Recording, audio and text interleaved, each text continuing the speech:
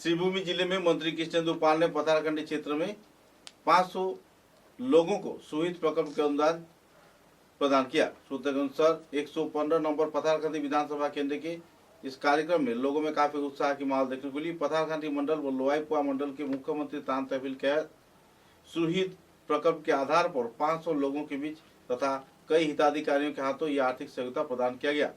प्रमुख अतिथि के रूप में इनके कार्यक्रम में राज्य के मंत्री तथा पथारकंडी के विधायक कृष्णेंदु पाल मौजूद रहे। कार्यक्रम को लेकर लोगों में काफी खुशी की माहौल देखने को मिली।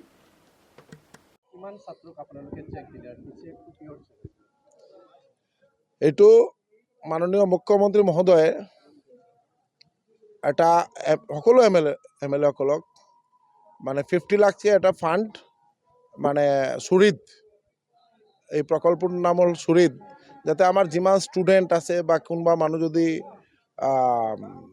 ট্ৰিটমেন্ট কৰিব যায় তেওঁলোকে যদি ফাইনান্সিয়াল সাপোৰ্ট লাগে এই ফান্ডৰ পৰা আমি সদায় মানে সকলো এমএলএ সহায় কৰিব পাৰে, তাৰ একটা ব্যৱস্থা আছে। তো এই বছৰ প্ৰায় 1,25,00,000 টকা মাননীয় মুখ্যমন্ত্ৰী মহোদয় সকলো আমার এমএলএ মানে সকলক এটা ফাইনান্সিয়াল সাপোর্ট দিয়ার ব্যবস্থা করা হয়েছে।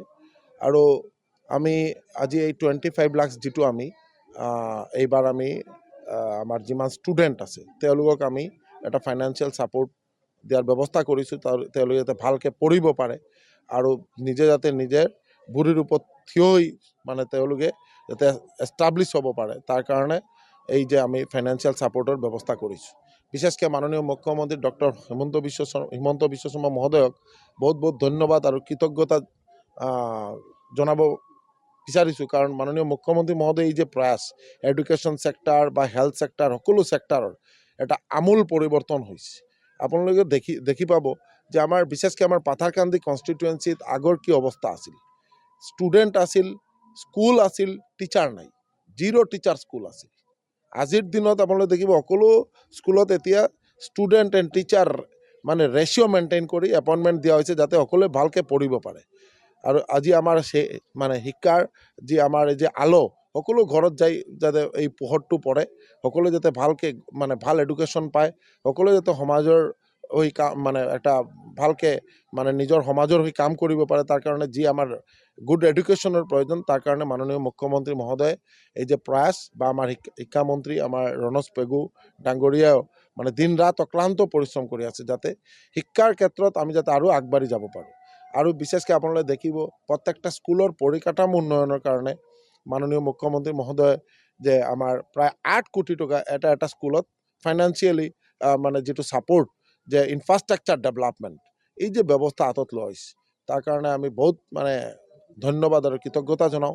আজি আমাৰ পাথাৰকান্দি কনষ্টিটুৱেঞ্চিটো 5টা স্কুল আমি মডেল স্কুল হিচাপে গঢ়ি তোলাৰ কাৰণে যে মানে ব্যৱস্থা পাইছোঁ। আজি আমাৰ মডেল হায়াৰ ছেকেণ্ডাৰী স্কুলত মানে সায়েন্স স্ট্ৰিম লগতে পুৰা ফেকাল্টি যে সায়েন্সৰ যি ফেকাল্টি এই যে সাপোর্ট, কারণ আমার পাথারকান্দি সায়েন্স লৈ পড়ার কারণে এই ব্যবস্থা আগতে এই ব্যবস্থা নাই।